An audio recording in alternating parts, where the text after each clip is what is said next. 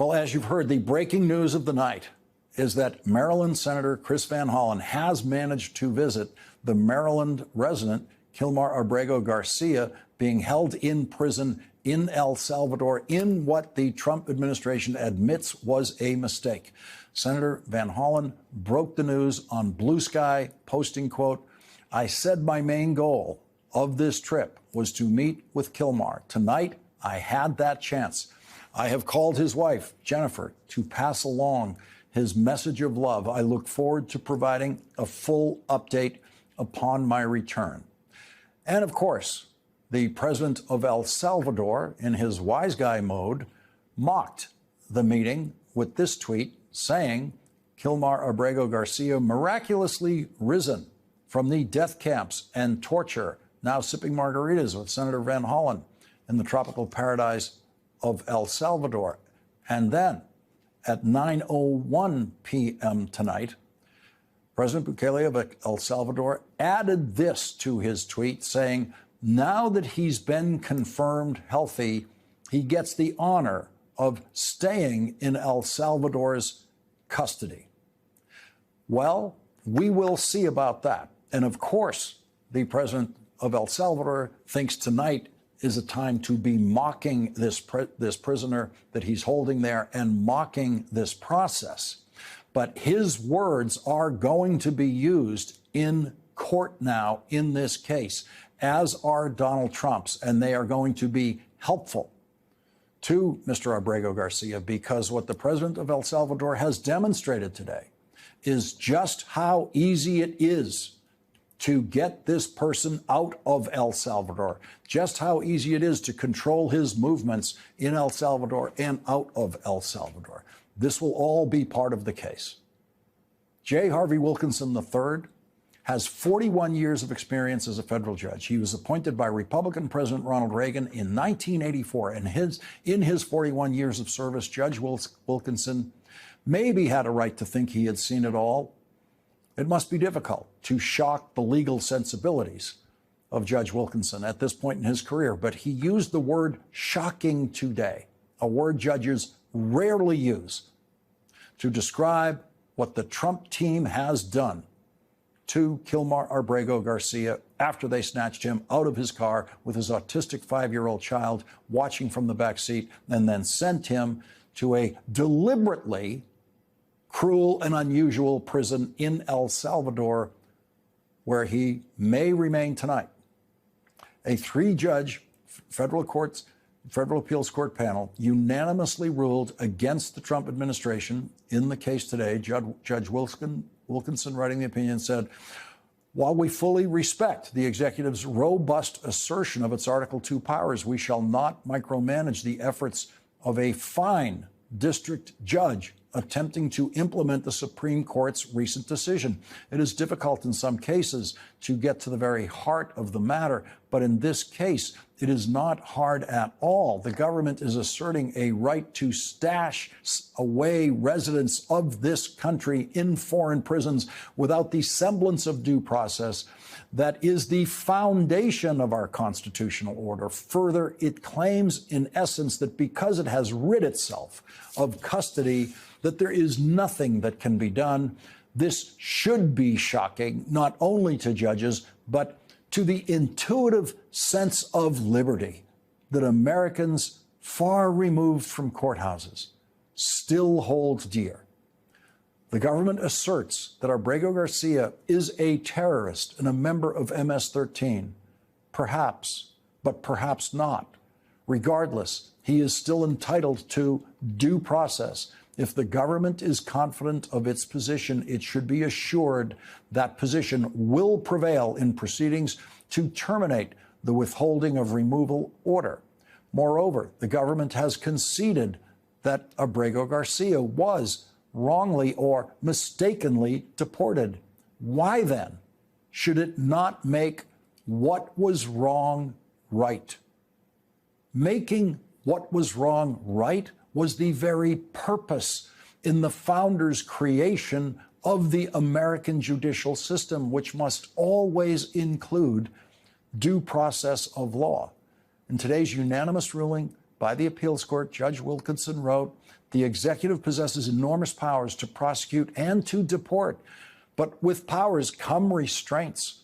If today the executive claims the right to deport without due process and in disregard of court orders, what assurance will there be tomorrow that it will not deport American citizens and then disclaim responsibility to bring them home?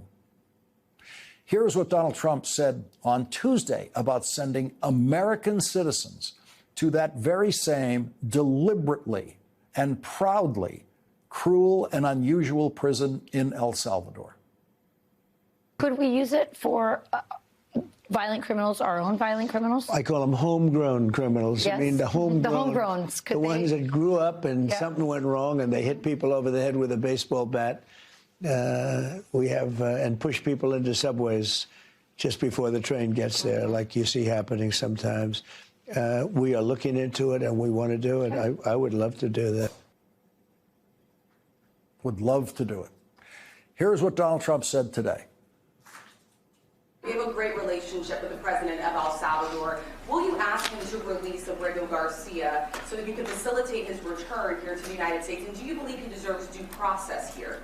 Well, I must tell you, I have to refer again to the lawyers. I'll have to do what they ask me to do. I had heard that there were a lot of things about a certain gentleman, perhaps it was that gentleman, that would make that case be a case that's easily winnable on appeal. So we'll just have to see. I'm going to have to respond to the lawyers.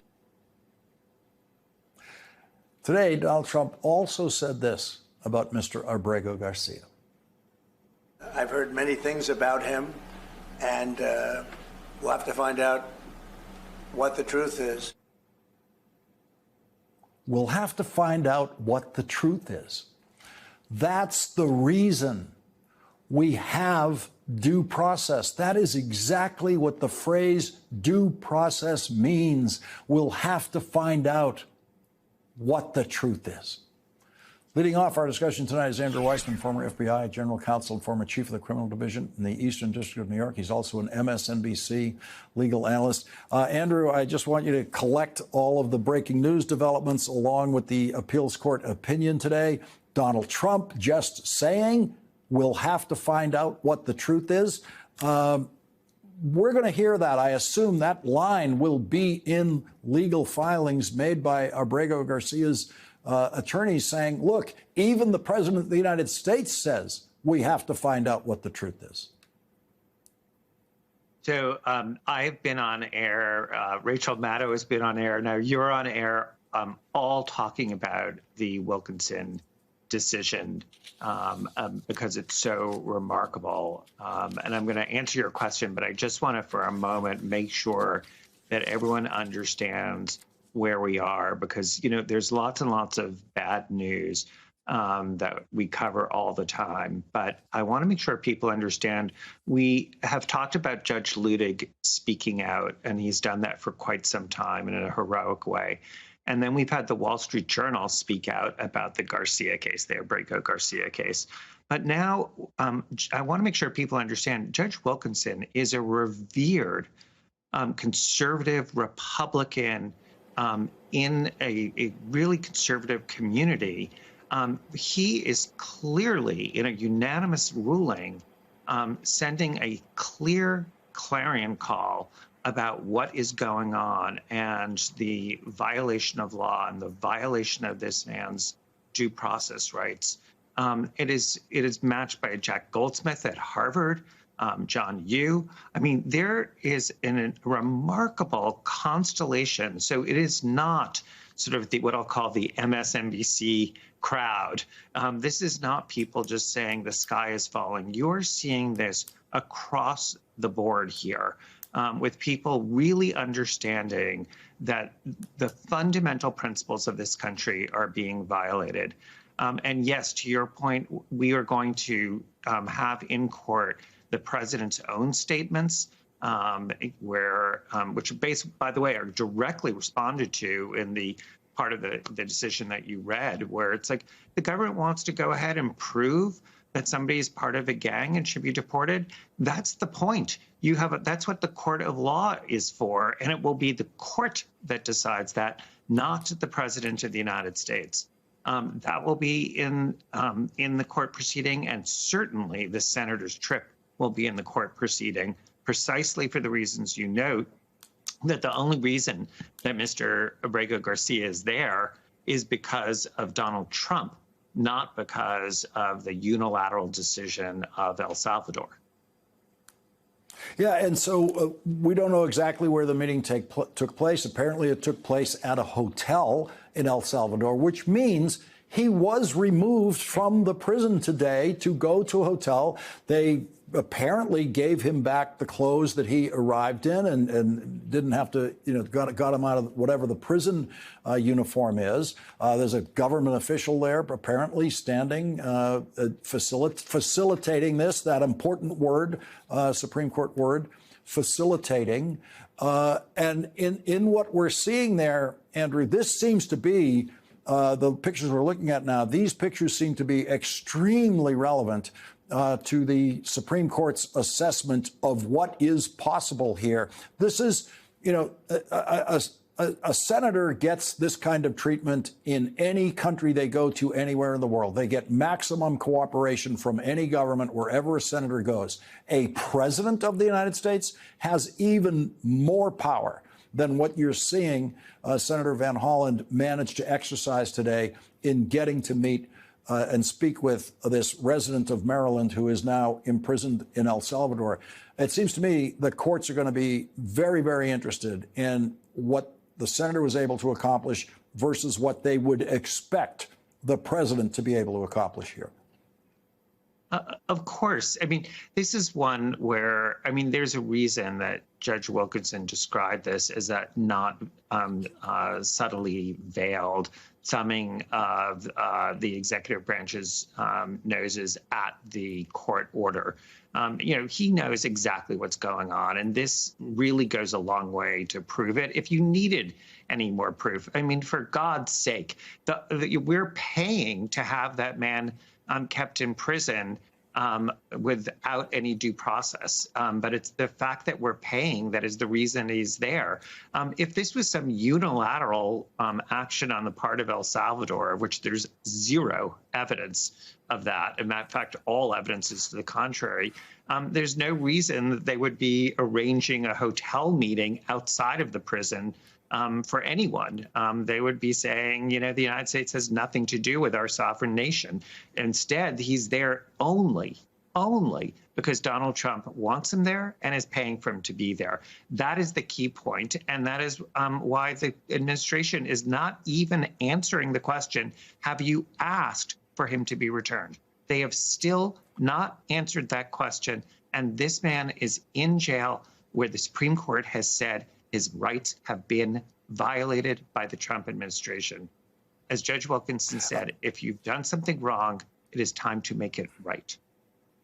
Yeah, as we speak, I just want to do one more question, but I want to keep those pictures of Senator Van Hollen on the screen because it is so inspiring to see what he achieved and seeing what his intervention means here.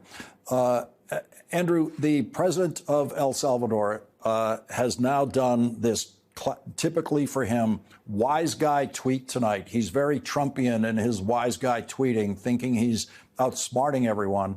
And his latest tweet tonight says, now that you've seen that he's healthy, we're going to keep him here.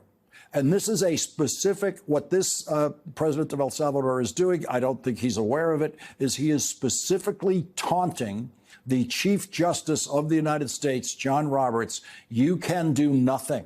You can do nothing here. You don't even have the power that Chris Van Hollen has. So, I totally agree with you that this is somebody who may think he's being cute, but, his tweets have already been used in a court of law. Judge Boasberg, in finding probable cause that the Department of Justice and this administration has committed contempt. Just for a moment, let's just remember what I just said. A federal judge has found that this administration has committed contempt of his order. And one of the things he cites is the taunting tweet from the president of El Salvador, where the planes that were supposed to have been turned around land, and the president of El Salvador says, oops, too late. Well, it wasn't too late, and that was used. And, that is the kind of thing, that's the reason you see Judge Boasberg, the appellate courts, the Supreme Court, in not one but two decisions, a district court in Maryland, and now a conservative panel in the Fourth Circuit with Judge Wilkinson writing a truly scathing opinion. I highly, highly recommend people read it. It's 7 pages. It's written for the public to understand what's going on here, and it's apolitical. I mean, there's no way to trash this as some deep state judge who should be impeached. It's so important for people to understand how bipartisan the uproar is here about the sort of lawlessness and callousness of what is going on.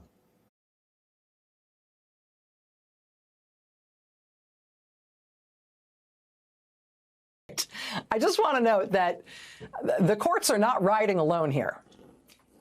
This stuff does not happen in a vacuum. You ask scholars of authoritarianism and dictatorship, and they will tell you that it's never just one thing that works in terms of resistance. It's everything together. And in our country, specifically on this issue at the sort of sharp end of the stick here on immigration, we really are seeing all kinds of resistance and strategic refusal and sounding the alarm all happening all at once. And it is mutually reinforcing. When you start seeing it come from all directions, it feeds on itself. It gains momentum. It gets bigger. And right now it is everywhere. It is in the courts. It is also in communities. It is in civic life. It is in political life. It is in the press. And it is in the streets. And I mean that all very specifically and literally. This is St. Paul, Minnesota, yesterday, outside the consulate of El Salvador in St. Paul. People in the streets lining both sides of the road demanding that the Trump administration follow the court's orders and bring back Kilmar Abrego Garcia and bring back these men who they have shipped to that foreign prison. This was Santa Rosa, California yesterday. Local clergy leading a rally in support of immigrants and against what Trump is doing. This was Denver, Colorado yesterday. Again, local clergy leading a protest, a rally in support of immigrants and against the Trump administration's treatment of immigrants. This was Grand Rapids, Michigan yesterday. Local people protesting against Trump administration plans to open an immigration prison, a so-called detention facility in their community. This was New Orleans yesterday, people protesting at ICE headquarters in New Orleans, Louisiana. These students yesterday protesting against how they're going against immigrants and international students at Kennesaw State, in Cobb County, Georgia, and in Newark, Delaware at the University of Delaware. When the Trump administration took a young man who's a legal permanent resident named Mohsen Madawi in Vermont this week, the community where he lives, where he is absolutely integrated into that community, they sprung into action. They were worried that Trump's agents were going to come for him. His friends and supporters had created a text group called Mohsen Just in Case to prepare a support plan, a network, a communication in case it happened. They were with him when the arrest happened. They made sure to film it, to make sure that it was posted on social media, that they alerted the press. They had prepared for the worst with lawyers who had prepped in advance legal motions to stop him being removed from Vermont and flown to one of these immigration dungeons, for lack of a better word, 1,000 miles away in Louisiana or somewhere. And because they had those prepped in time, those motions worked. A judge was able to order him kept in Vermont while he was still in Vermont before they had time to spirit him off elsewhere. Vermonters have since been protesting at the prison where he is being held in their state. Mr. Madawi is Palestinian. He was born and raised in the West Bank. They brought Palestinian flags to show their support for him. And they banged drums and yelled as loud as they could in the hopes that he could hear them inside the prison. Now in Vermont, the Democratic leadership in the state legislature says they want to terminate their state's contract with the federal government to keep immigration prisoners, immigration so-called detainees in the state's prisons, in their own facilities. That's Vermont. In Raleigh, North Carolina, the Trump administration has just sent notice to 24 Christians who fled Afghanistan when the Taliban took that country back over. They are legally here in this country. They were given legal permission to stay here for obvious reasons. For not obvious reasons, Donald Trump is now taking that away and telling these Afghan Christians that they have to return immediately to the tender mercies of the Taliban right now, this week. It is a Christian church in Raleigh, North Carolina, that's advocating for them. At the Apostles Church in Raleigh, there's a community of Afghans, many going through the same thing. Pastor Nick Kaminsky says the church has organized resources to help asylum seekers navigate the process. It's a very personal issue. These are individuals, men, women, children that we know and have come to know and love. That's Raleigh, North Carolina. In Utah, it's people who are legally here from Haiti and Venezuela, who are part of the community that they live in Utah, who are beloved there. Their neighbors in Utah are stepping up to help them and also to sound the alarm. It's time for you to leave the United States. That's the first line of a letter from the Department of Homeland Security to several refugee families here in Utah legally. News specialist Dan Rascone is covering this story and joins us live. Dan, this has left neighbors shocked and upset. It really has, Deanie. That's exactly right. Shocked, upset, angry, and also heartbroken that several of these families got this letter from the Department of Homeland Security telling them they got to be out of this country by the end of the week. I'm angry, I'm sad, I'm embarrassed.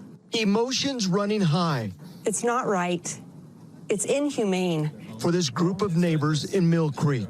We love them and they love us. Gathered together to fight for 3 refugee families. I feel sad, really sad. That arrived in the U.S. and in their area not long ago. All of them getting this letter from the Department of Homeland Security saying, quote, "It's time for you to leave the United States. Your parole will terminate in 7 days." Unimaginable. The government that we love would do this to people we love. Honestly, feel like family to us.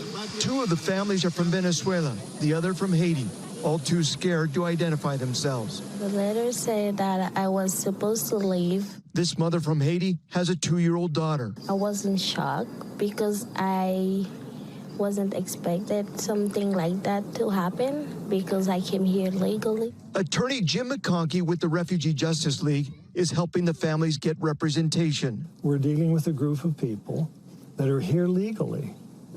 And the letters that were sent intentionally are designed to bully and mislead these people into believing that they don't have rights. That's Utah. That's Mill Creek, Utah. Those neighbors standing up for their neighbors who have been taken. It's protests, it's community life, it's also civic life. These students at Harvard today rallying to support international students at Harvard, who the Trump administration is threatening as a group, threatening en masse.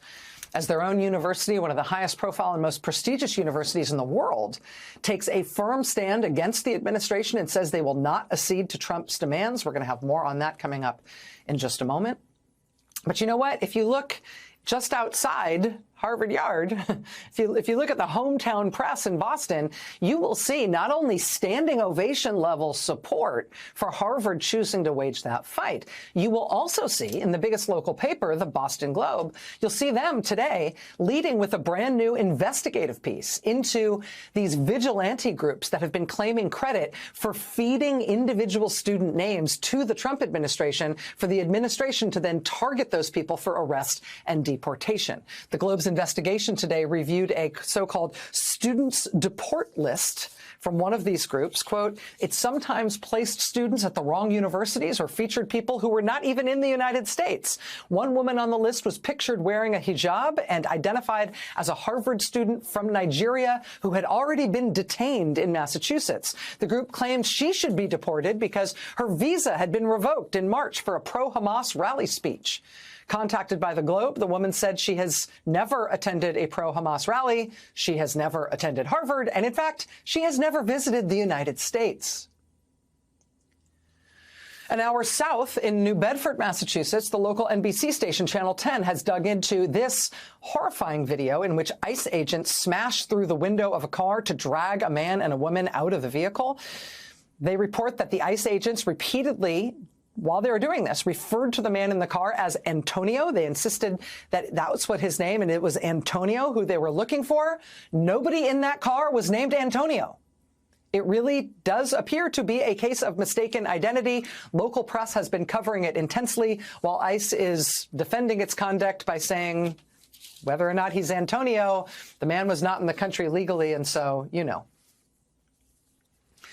The New Republic was first to report that one of the police officers responsible for the disputed gang designation for Kilmar Abrego Garcia appears to have himself been soon thereafter suspended from the police force for serious misconduct in an unrelated matter, which, of course, goes to a police officer's credibility on a matter like this.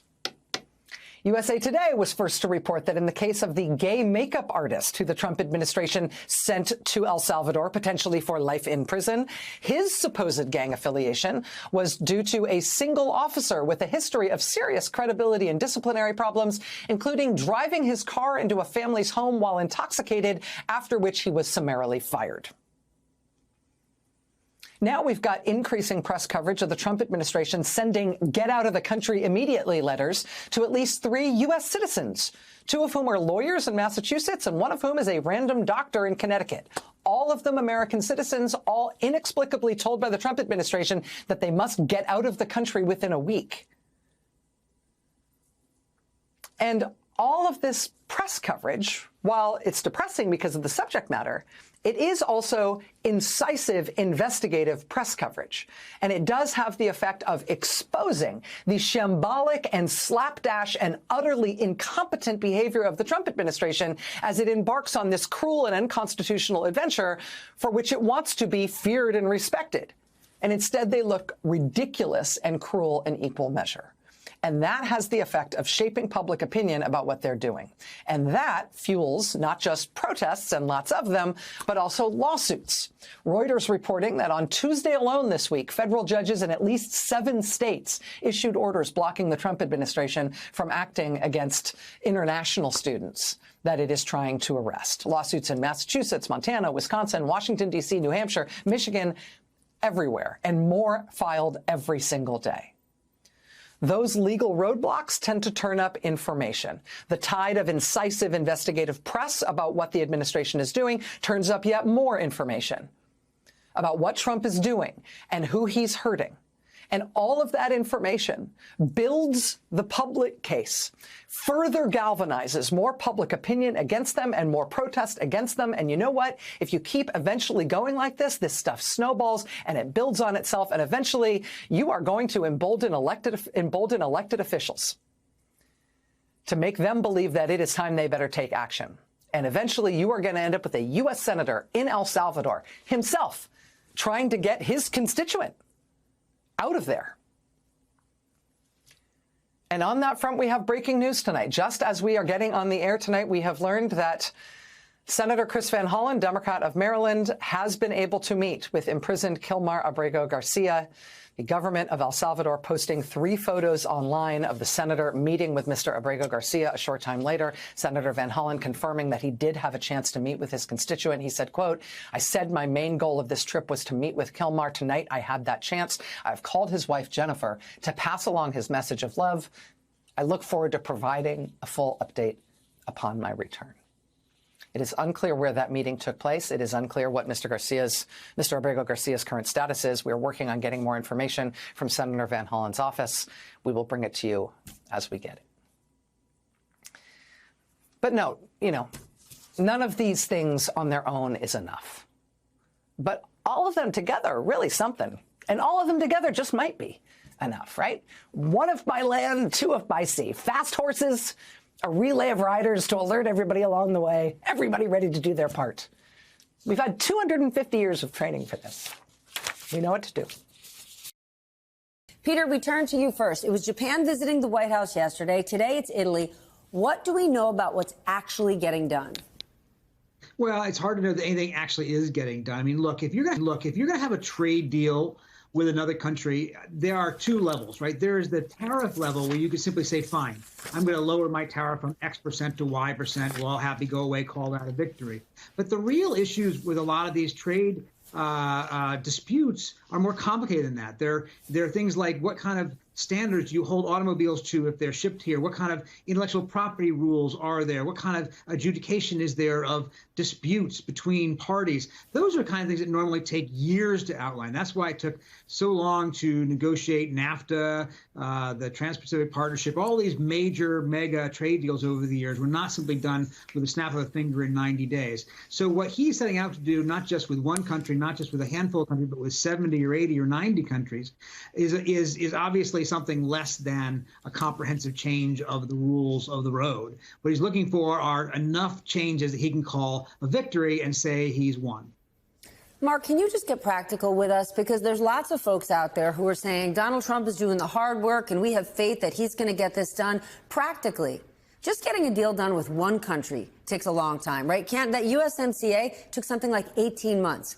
We've got dozens and dozens of countries, no outlines yet. How long could this go on realistically? A long time, particularly with the larger trading partners like China or the European Union. I mean, there's a lot of moving parts here, and it's not just about the tariffs. It's about non-trade barriers. It's about, I think the thing that makes it most complicated is I'm not sure the administration knows what it wants from the other players. So it's not quite clear, what's the end game here and what are people looking for to accomplish? And unless you have clear objectives, I think it's going to take a long time to figure it out. So I'd buckle in. I think this is a process. I don't think this is something that we resolve very quickly. Couple that with it, we've got the IMF telling us that a trade war is only going to weaken growth, not just here, but around the world. So where can people find the green shoots to feel optimistic about the global economy when we've got this looming over us? It's really hard to imagine that we can. One interesting thing is that emerging markets are actually doing better than U.S. markets recently because people feel that, they never had really good trade deals to begin with. So a total meltdown of U.S., European, Chinese trade creates an opportunity. I don't think there's green shoots. I mean, this is a lose-lose. I mean, I think everybody loses in this battle. I mean, maybe you can make the case like a country like Brazil might win a bit because instead of the Chinese buying U.S. agricultural products, I'll buy Brazilian product. But other than that, I'm hard pressed to. It's all just shades of gray. There's no sunshine here. So it's a lose-lose. All that's been created out of this White House. Yet the president is now directing his ire at Fed Chair Jay Powell. If the president is successful and gets Jay Powell to leave, if he pushes him out, what will happen? Sorry. Go ahead. I would say bad stuff. Help us understand. Say that too. Okay, help us understand. Think about what the bond market did after Liberation Day and scared the heck out of everyone and created this 90-day pause. If Jay Powell is not independent and rates get cut, I was talking to a CEO just this week who said we are looking at 6% interest rates, which completely messes up everybody's mortgage. Yeah, I mean, I'm so perplexed by this. What would you hope to accomplish here? I mean, you're going to rattle investor confidence. Investor confidence is already incredibly fragile. I mean, one of the most bizarre things that's happened. I'll take one step back. In times of crises, historically, money comes flowing into the United States of America because we're money good. We're AAA. We're the safe haven on the planet. So that brings interest rates down. The value of the dollar rises. But in this crisis, and I think this is a crisis, just the opposite is happening. Interest rates are going up and the dollar is falling in value, which says that investors are losing faith in the safe haven status of the United States of America. And then you throw into the mix this idea that the central bank the Federal Reserve is no longer independent, and that's exactly the question you have to be asking yourself at this point. I think investors lose faith even more. Peter, there's some reporting that Scott Bessent is urging the White House to pump the brakes, do not go after Jay Powell. But even if Jay Powell stays to the end of his term, there will be a new Fed chair during Donald Trump's presidency. And traditionally, the Fed chair is the most coveted, highest. If you are someone coming from the world of economics and finance, it is the ultimate position to be in. But let's be honest. Yeah. Isn't what's happened in the last 2 months going to dissuade many, many viable people, top-notch people who would want a position like that? Aren't they going to back off saying, I won't get to be independent because the way you work under Donald Trump, it's Donald Trump or nothing. Like Jay Powell is in the job, but it's hard. Who's going to want that job next? Yeah, that's a good question. First of all, let's remind our viewers who Jay Powell is, right? He's not a Biden appointee. He was a Trump appointee. He was put in there by Donald Trump. And Donald Trump then even his first term went after Jay Powell time and time again. It was a big fight back then. At one point in 2018, for instance, he threatened to fire Powell. And Powell went and talked to his lawyers. This is a story from for a book on Trump. He went and talked to his lawyers about that. The lawyer said, don't worry, this will not stand up in a court of law. This is an independent institution. The president doesn't have the power to fire you, excuse me. But here's the rub. You have to fight it yourself. You can't have the Fed pay for that. So you don't have to pay for any legal battle to defend the integrity of your office. And Powell told his associates that he would spend my last nickel fighting. That's a direct quote. I'll spend my last nickel fighting to preserve the independence of his position. So firing him is not a given, even if he tries it.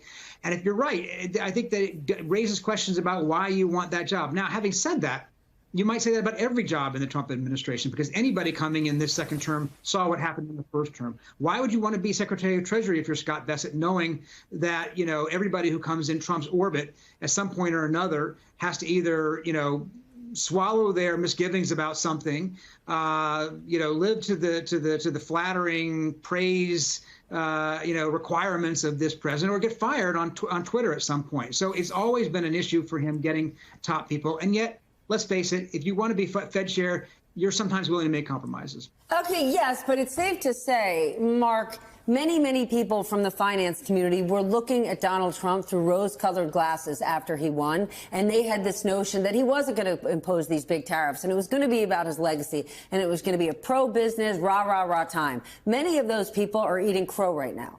Well, I'm sure they're questioning what's going on. I'm still hope beyond hope. I mean, I think investors are still holding on. The stock market stock market's down, say, 14-15%, but you know, they haven't let go. They still are holding on to, oh, well, this is going to be turned around. We can there's an off ramp here. We can figure this out. Then we can get to less regulation. It'll all work out. So once folks figure out that maybe that's not going to happen, then we're down another 15%. Okay, less regulation and tax cuts. Yeah, and I want to talk about where exactly we're going to pay for these tax cuts, and talk about Elon Musk for a moment, because his estimates for how much DOGE is going to save the federal government, they keep shrinking. I want you to watch this. How much do you think we can rip out of this wasted $6.5 trillion Harris-Biden budget? Well, I think we can do at least $2 trillion. Yeah! Yes. $2 trillion. I think we'll try for $2 trillion. I think that's like the best case outcome. I think if we try for $2 trillion, we've got a good shot at getting one. You think you'll wind up getting to $1 trillion? Yeah. Of savings? I mean, unless we're stopped, we will get to $1 trillion of savings. I'm excited to announce that we anticipate savings in FY26 from reduction of waste and fraud by $150 billion. Okay, so we went from $2 trillion to $1 trillion to $150 billion. And our friend Steve Ratner had an amazing chart this morning that really shows how these estimates have fallen off a cliff. And he even points out there's not any details for $92 million worth of the quote unquote savings. Brooke, what does this tell you about Elon Musk's understanding, now that he's inside, of how the government works? It wasn't very good. You know, a car company seems complicated, but it does one thing. It makes cars. The government runs national parks. It, sends out Social Security checks. It inspects nuclear plants. And if you cut all of that as waste and abuse, who is going to let us into Yellowstone? And who is going to be watching when the nuclear plant stops working? Peter, if Elon Musk comes in way short on these cuts, like for real, how are they going to get House Republicans to sign off on some huge budget? Well, that's the problem. I mean, look, what DOGE has been going after is discretionary spending, right? Things that are easy to cut because they're not mandatory, like Social Security, Medicare, and so forth. If you put together the things that President Trump has taken off the table, like Social Security, Medicare, Medicaid, military, and national interest debt, that's about 70% or more of the budget. That means you'd have to cut basically everything else, everything that Brooke just talked about, all the national parks, all the scientific research, the Justice Department, NASA, everything else the government does other than send checks out basically and pay for the military would have to be cut. And even then, you still wouldn't get to $2 trillion. So yes, Elon Musk came into this without any experience in government, didn't understand what he was saying. I was at Madison Square Garden when he made that pledge. He clearly didn't understand anything about how government works, and now he's learning. Let's talk about where we are seeing cuts, because NBC News has announced a new round of layoffs are underway at the CFPB, that's Consumer Financial Protection Bureau. Can you explain to us why this is a very big deal for Americans? Well, the CFPB was set up after the financial crisis to help protect consumers. So, there was a lot of egregious lending that led up to the financial crisis in 2008, a lot of subprime mortgage lending. And I think the CFPB was put in place to ensure that that did not happen, that you would not see those abuses. And I think, most financial institutions, they have some discomfort with some of the things the CFPB does. Anybody would with the regulator that they're dealing with. But I think in general, they view it as a very positive thing, because there's this thing called Gresham's Law. The bad drives out the good. So if you've got a lot of bad lenders, it makes it very difficult for the good lenders to stay good. They're forced down into the muck. So they say, most lenders, good lenders, want to have, clear yellow guardrails when they go out and lend, and everyone knows what the guardrails are so that you can't see that bad lending. So I think, deep down, I'm guessing, no one's saying this, but I'm guessing deep down there's a lot of concern about what's happening at the CFPB. One of the Trump administration's earliest moves was an attempt to end America's tradition of birth citizenship. It's now headed for a showdown at the nation's highest court. The Supreme Court announcing today it will hear oral arguments next month on whether the Trump administration can take steps to enforce its contentious proposal to end automatic citizenship for children born in the United States whose parents are neither citizens or legal permanent residents while litigation continues. The Trump emergency application does not address the legal merits of the plan, but only whether judges had the authority to put it on hold across the entire country. The Supreme Court has left the policy blocked for now. If the Trump administration were allowed to move forward with it, eliminating it could prevent an estimated 150,000 babies born in the United States each year from obtaining the citizenship that once would have been legally theirs.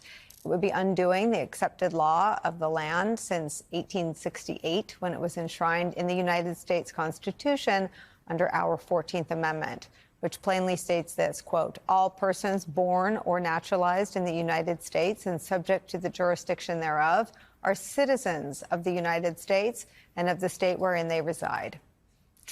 The Trump administration is claiming that, despite that clear text we just read you, that somehow they have the authority to ban the 14th Amendment and birthright citizenship because unauthorized immigrants are in the country without permanent legal status and therefore are not subject to the jurisdiction of the U.S. government.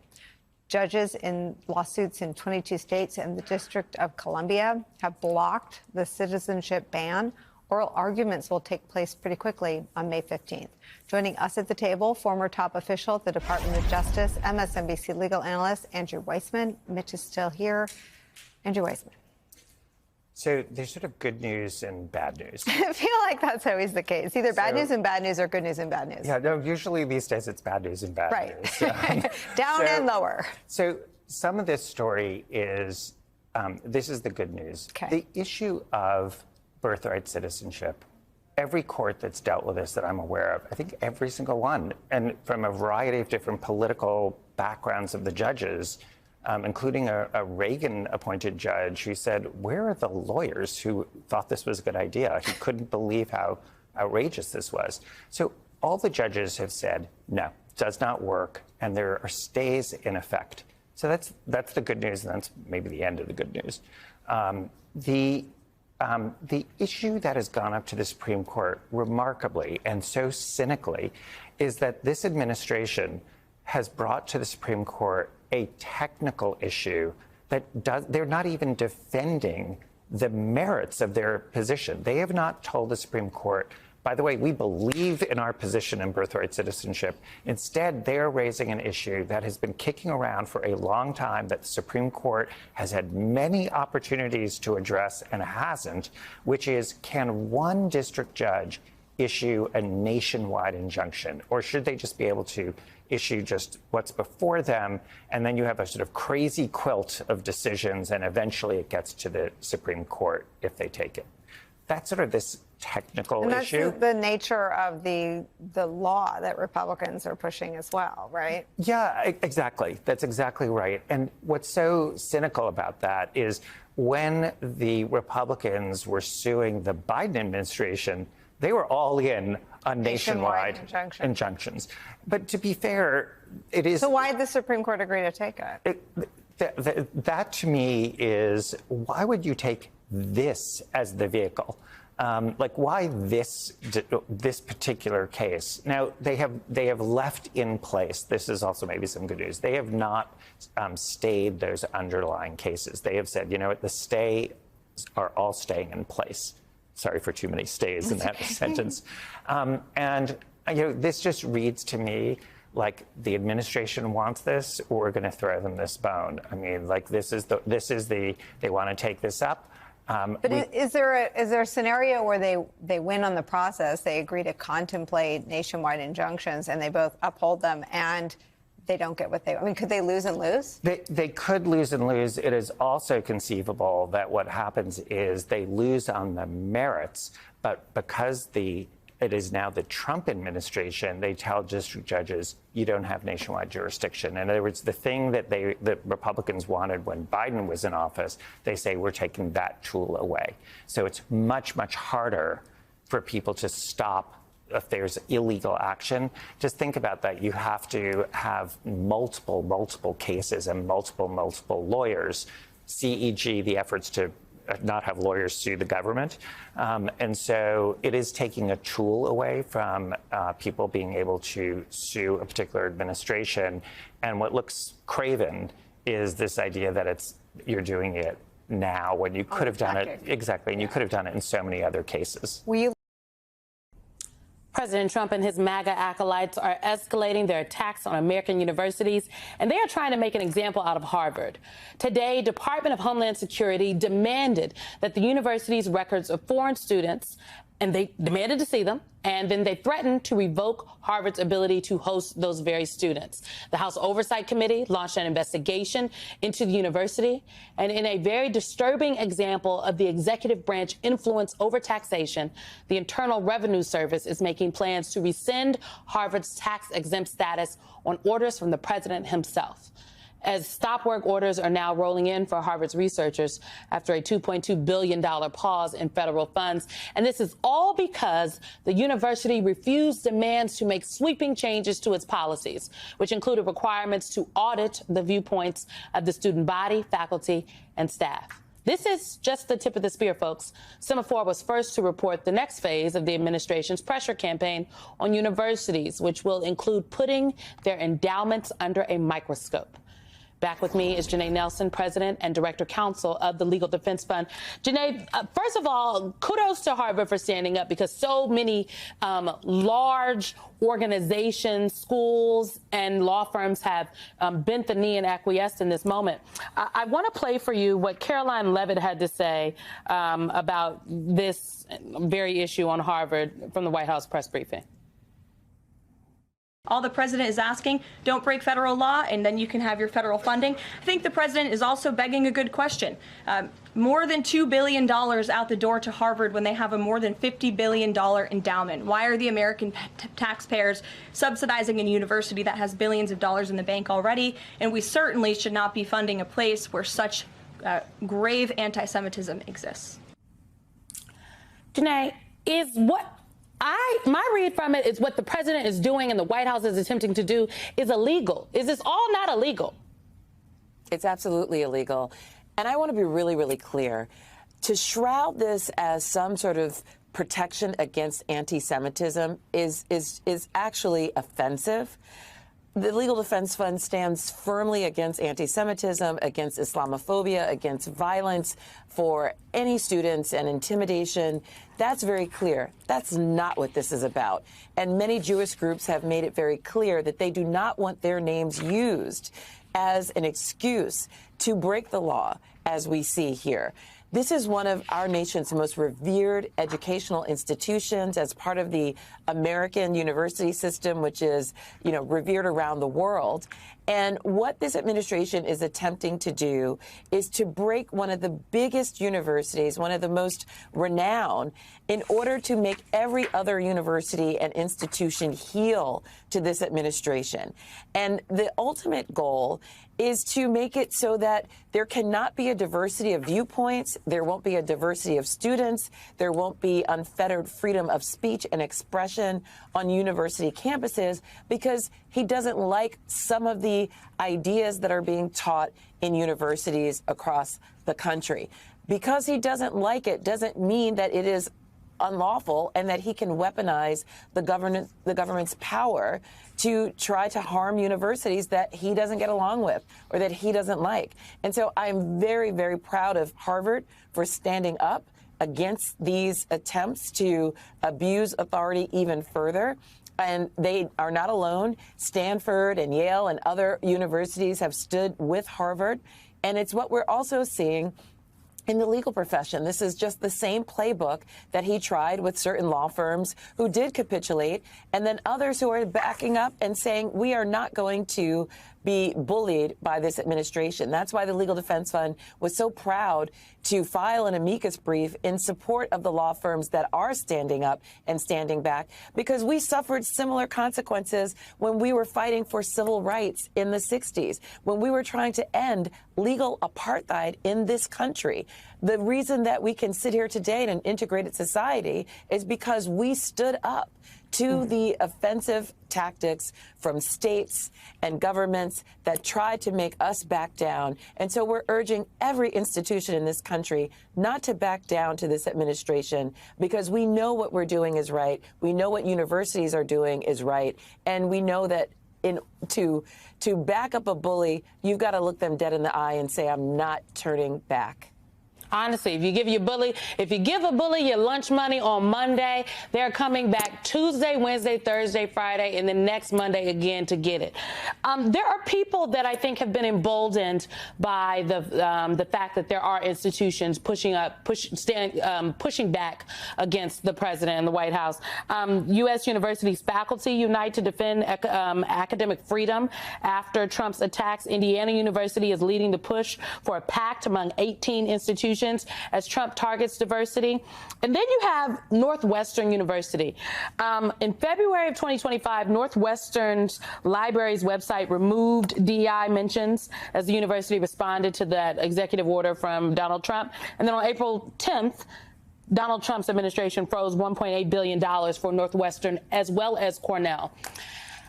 They say, on one hand, they say this is about anti-Semitism. I agree. I think this is them using anti-Semitism as a cloak for their very nefarious activities, and it is offensive. And if they really want to stand up to anti-Semitism, I think maybe they should check on the governor of Pennsylvania that also happens to be Jewish that had a bomb, like a firebomb thrown through his house the other night. Yeah. Might want to check on that.